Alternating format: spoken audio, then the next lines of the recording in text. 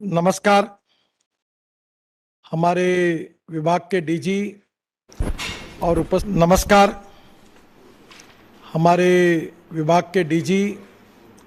और उपस्थित सभी इंजीनियर्स भाई और बहनों, भगवान विश्वकर्मा जी देवशिल्पी है और वह दिव्य वास्तुकार और डिजाइनर रहे हैं।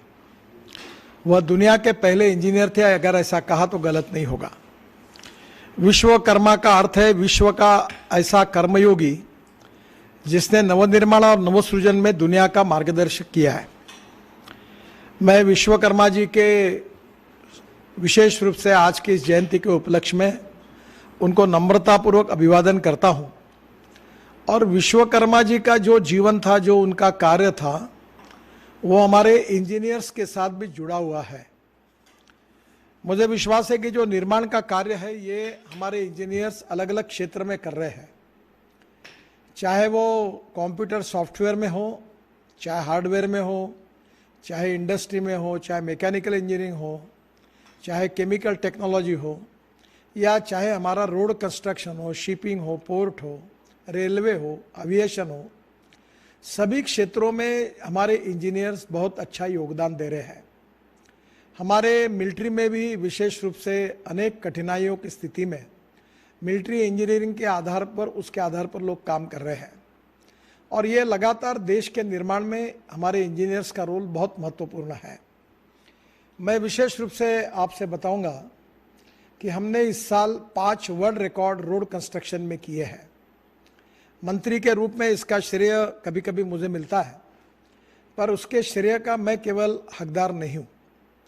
जो अनेक कॉन्ट्रैक्टर, हमारे इंजीनियर्स रात दिन साइट पर मेहनत करते हैं, परिश्रम करते हैं, उसके कारण यह सक्सेस मिलता है। तो ये जो सक्सेस है एक प्रकार से हमारे इंजीनियर्स के कंट्रीब्यूशन का है। दूसरी बात, मैं अक्सर हमारे सभी लोगों को कहते रहता हूँ कि innovation, entrepreneurship, science, technology, research, skilled and successful practices, we name it as knowledge and conversion of knowledge into wealth, ये फ्यूचर है। और मुझे इस बात की खुशी है कि अब इतनी टेक्नोलॉजी आ रही है नई नई, कि उन टेक्नोलॉजी का उपयोग करके हमें इंजीनियरिंग की कॉस्ट को कम करना है और क्वालिटी ऑफ कंस्ट्रक्शन को इम्प्रूव करना है। ये प्रयोग करने के लिए जो जीनियस इंजीनियर्स हैं वो काफ़ी अच्छा काम कर रहे हैं और आज भी हमारे सामने जो समस्या है उसका समाधान ढूंढने की क्षमता भी आप सबके बीच में है।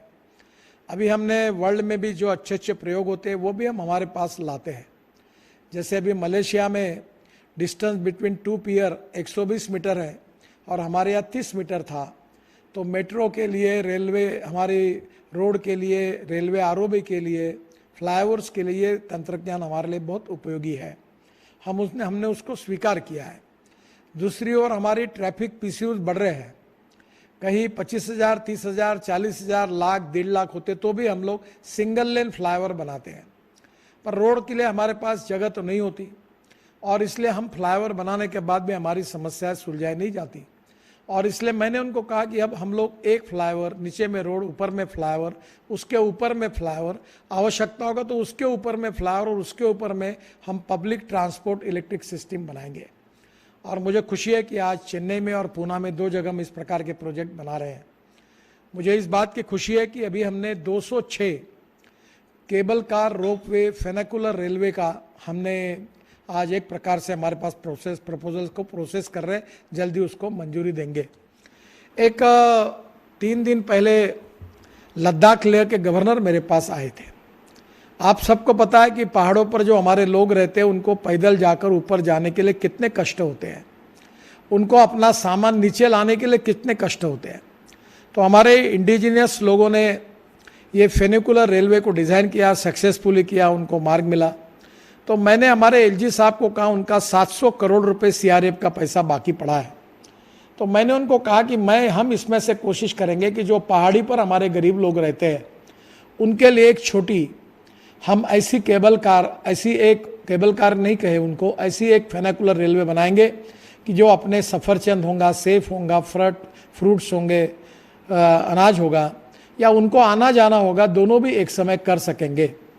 और मैंने हमारे एलजी साहब को कहा कि आपके पास हाइड्रो पावर है, ऐसे लोगों के लिए आप ये hydro power free of charge दे दो ताकि रोड पर जाने वाला पेट्रोल डीजल का खर्चा भी नहीं होगा और गरीब लोगों को राहत मिलेगी। मैं अभी ये भी बात उनको कह रहा था कि ऐसे जगह पर विशेष रूप से पहाड़ी क्षेत्र में प्रीकास्ट के और स्टील का कॉम्बिनेशन करके हम क्या नए कोई ब्रिज बना सकते हैं क्या, जिससे कॉस्ट भी कम करे और लोगों को राहत दे सके, और वहाँ जाकर हम लोग उसको मैकेनाइज इसमें हम उसको असेंबल कर सकेंगे, जैसे मिलिट्री इंजीनियरिंग वाले ब्रिजेस बना रहे हैं। हमने काफ़ी 2 लाख करोड़ की हम टनल बना रहे हैं, उसमें टनल इंजीनियरिंग में भी हमने काफ़ी रिसर्च किया है। मुझे पता है कि हमारी IIT, हमारे इंजीनियरिंग कॉलेजेस, इनका हम योगदान ले सकते हैं।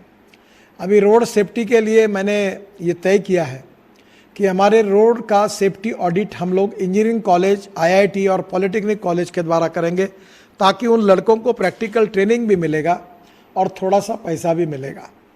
ये जो हमारी सेव लाइफ फाउंडेशन जैसी संस्था है, उनके द्वारा इंजीनियरिंग कॉलेज के प्राध्यापक और विद्यार्थियों को ट्रेन करना और उसके तरफ से स्टडी करने के बाद फिर इसका रोड ऑडिट करना, और ताकि हम छोटी छोटी बातों को दूर कर सकें।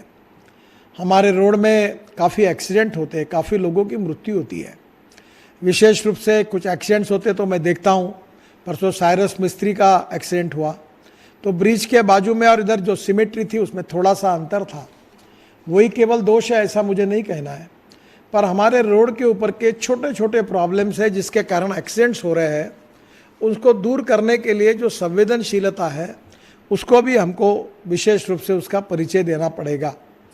अब बरसात के कारण हमारे जो बिटुमिन रोड है लगातार गड्ढे पड़ते हैं।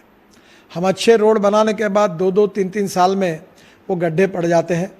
तो मैं आग्रह कर रहा हूँ कि हम ऐसी नीति बनाएं कि उसके ऊपर हम वाइट टॉपिंग करें, सीमेंट कंक्रीट के रोड बनाएं और उसको 20 साल 25 साल मेंटेनेंस के कॉस्ट ही नहीं लगे, और उसके ऊपर में राइडिंग क्वालिटी सुधरने के लिए बिटुमिन सरफेसिंग कर दें। 5-6 साल के बाद लगे तो फिर से करते रहेंगे। हमारे ब्रिजेस के जो एक्सपांशन जॉइंट्स हैं उसमें मैं बहुत बार कह चुका हूँ, अभी भी उसके बारे में पूर्ण समाधान नहीं होता, और इसलिए स्वाभाविक रूप से हमारी इंजीनियरिंग में, हमारी क्वालिटी में, और अभी प्रधानमंत्री ने अभी एक मंत्र दिया है कि जय जवान, जय किसान, जय विज्ञान के साथ जय अनुसंधान। तो मैं मानता हूँ कि ये जो अनुसंधान है, ये आप जैसे लोग निश्चित रूप से इसमें बहुत काम कर सकते हैं। मैं DG साहब को एक बात कहूँगा कि हमारे डिपार्टमेंट में NHI में और NHI DCL में आप सभी इंजीनियर्स को आह्वान करो और एक bank of ideas, innovation and research करके एक वेबसाइट खोल दो, ताकि हमारे देश के जितने इंजीनियर्स हैं और हमारे काम करने वाले इंजीनियर्स हैं, उनके मन में जब कोई कल्पना देश के हित में, कंस्ट्रक्शन के हित में आती है, तो वो कल्पना हम जरूर उसका अध्ययन करेंगे, और हमारे डिपार्टमेंट के 3 इंजीनियर्स इन कल्पनाओं का अध्ययन करेंगे। मेरा विश्वास है कि छोटे छोटे लोग कितना काम कर रहे हैं। इलेक्ट्रिक स्कूटर आ गई और छोटे छोटे लोगों ने इलेक्ट्रिक स्कूटर बनाना शुरू किया। पहले 250 स्टार्टअप थे जो ई स्कूटर बना रहे थे, अब 400 हो गए जो उत्तर प्रदेश और बिहार जैसे क्षेत्र में ई स्कूटर बना रहे हैं। एक व्यक्ति ने अपनी पेट्रोल की 2 व्हीलर को इलेक्ट्रिक में कन्वर्ट कर दिया। बंगलोर में एक स्टार्टअप आया, उसने चमत्कार कर दिया। ग्रीन हाइड्रोजन के इलेक्ट्रोलाइजर हमारे देश के यंग इंजीनियर्स ने बनाए, जो 90% अब एक्सपोर्ट हो रहे हैं। तो मुझे हमारे इंजीनियरिंग क्षमता के ऊपर और इंजीनियर्स के ऊपर बहुत भरोसा है। इंडिया ऐसा एक देश है कि देश की सबसे ज़्यादा young talented engineering man power हमारे देश में है, और इसलिए हमारे देश में जो इंजीनियर्स हैं उनको हम सपोर्ट करें, प्रोत्साहित करें, उनके नए नए कल्पनाओं को हम सपोर्ट करें और निश्चित रूप से उनको इस कार्य के लिए प्रोत्साहित करें। मुझे अक्सर लगता है कि पद्मश्री, पद्म विभूषण, बड़े बड़े पदों में इंजीनियरिंग फील्ड के भी लोगों को निश्चित रूप से लेने की कोशिश हमने करनी चाहिए। इस बात का जिक्र मैं उच्च स्तर पर जरूर करने वाला हूँ। पर इसके साथ साथ जैसे हमारे समाज में साहित्य, संस्कृति, कला, फिल्म, नाटक, इन सब लोगों का गौरव होता है। हमारे लो कॉस्ट हाउसिंग में इरिगेशन डैम बनाने वाले, रिवर कनेक्टिविटी की योजना बनाने वाले, और जैसे विश्वकर्मा के रूप में हम लोग लक्ष्मी नारायण जी का नाम लेते हैं, सर विश्वेश्वरैया जी का नाम लेते हैं, कि जिन्होंने अपने जीवन में अपने इंजीनियरिंग नॉलेज का उपयोग करके राष्ट्र के निर्माण में बहुत बड़ा योगदान दिया था। मैं निश्चित रूप से आप सबको बधाई देता हूँ कि जो 5 वर्ल्ड रिकॉर्ड इस बार हमारे विभाग ने NHI में हमारे मिनिस्ट्री ने किए हैं, इन सब बातों के लिए हमारे देश में, पूरे दुनिया में हमारा जो गौरव हुआ है, उसके लिए हमारे इंजीनियर्स का योगदान बहुत बड़ा है और ये श्रेय आप सब लोगों के कार्यों का है। मैं आपको और एक बात बताऊंगा कि time bound decision making process, accident के लिए विशेष रूप से आपको लगता है उसमें आपके अधिकारों का उपयोग करके लोगों की जान और माल की रक्षा करने के लिए इनिशिएटिव लेना, और समय पर काम पूरा होना चाहिए और क्वालिटी अच्छी होनी चाहिए, इस बात के लिए आग्रही रहना, और ट्रांसपेरेंसी के साथ करप्शन फ्री सिस्टम हमारी हो, और हम देश को बनाने में, देश के निर्माण कार्य करने में, जैसे विश्वकर्मा ने विश्व को बनाया था, तो आज देश के आधुनिक इंफ्रास्ट्रक्चर को आप सब लोग बना रहे हैं। इस इंफ्रास्ट्रक्चर को दुनिया में, हम हिंदुस्तान के इंफ्रास्ट्रक्चर को सबसे स्टैंडर्ड, सबसे अच्छा, सबसे उपयोगी, सबसे सही टेक्नोलॉजी का उपयोग करके कम पैसे में हम उसका रिकॉर्ड बनाना चाहते हैं। आखिर ये सब रिकॉर्ड आपके कार्यों पर निश्चित रूप से डिपेंड होता है, और इसलिए हमारे यहाँ लोकमान्य तिलक जी अक्सर कहते थे कि एखादे व्यक्ति को जीवन कितने साल का मिला ये महत्वपूर्ण नहीं है, जो जीवन मिला उसमें उसने कितना अच्छा काम किया ये महत्वपूर्ण है। आप में से अनेक लोग सरकारी सेवा में हैं, हर व्यक्ति को रिटायर्ड होना है, पर रिटायर्ड होने के पहले ऐसा काम करके जाए कि आपकी पीढ़ियाँ पिछले अनेक सालों तक आपको याद करती रहे। ऐसे विश्वकर्मा जैसा काम, निर्माण का काम आपके हाथ से हो, यही शुभकामनाएं और शुभेच्छाएं मैं विश्वकर्मा जयंती के उपलक्ष्य में आपको देता हूं। और निश्चित रूप से हमारे डिपार्टमेंट को आज जो वर्ल्ड रिकॉग्निशन मिला है, रिस्पेक्ट मिला है, हमारे पूरे देश में, दुनिया में, जनता में जो प्रेम मिला है, और मंत्री के रूप में मुझे जो सम्मान मिला है, इसका श्रेय आप जैसे इंजीनियर्स जो रात दिन काम करते हैं उनके परिश्रमों को है, उनके मेहनत को है, और उनके लगन से कार्य करने की प्रवृत्ति को है। और मैं इसको कभी भूल नहीं सकता। केवल आपके मुंह पर तारीफ करने के लिए मैं नहीं बोल रहा हूँ, एक आधी चीज़ अगर गलत होती है तो मैं वो भी बोलने के लिए कभी संकोच नहीं करता। मेरा पूरे दुनिया में NHI के बिल्डिंग का भाषण लोगों ने सुना, वर्ल्ड में सुना, तो मैंने उस समय अपनी भावना भी जो बतानी थी वो भी बताई।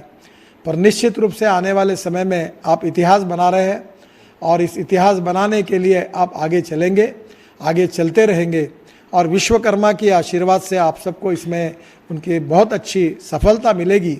इसी विश्वास के साथ भगवान विश्वकर्मा को मैं अभिवादन करता हूं, और आप सबको वो देश के लिए अच्छा कार्य करने की प्रेरणा दे, यही उनके चरणों में प्रार्थना करता हूं। फिर से एक बार, ये एक इंजीनियर्स डे ही है, विश्वकर्मा जयंती, ये इंजीनियर्स निर्माण करने वाले लोगों का एक दिन है, उनके दैवत विश्वकर्मा है। और निश्चित रूप से हम भी इंजीनियर्स डे बनाएंगे, अवार्ड देंगे, तब निश्चित रूप से आपका यथोचित सत्कार और गौरव भी करेंगे। अच्छे काम के लिए बहुत बहुत शुभकामनाएं देते हुए मैं आपको बधाई देता हूं। बहुत बहुत धन्यवाद, नमस्कार। सर, आपके आश्वासन देता हूं कि आपके सुझावों पे हम अक्षर से पालन करेंगे। सर, इसी के साथ बहुत बहुत आपका धन्यवाद विचार प्रस्तुत करने के लिए। धन्यवाद।